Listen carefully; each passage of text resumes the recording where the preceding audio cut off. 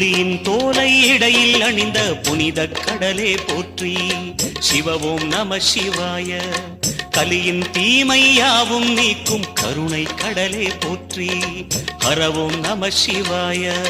புனலே நம சிவாயம், பொருளே நம சிவாயம், புகழே நம சிவாயம், புனிதம் நம சிவாயம்.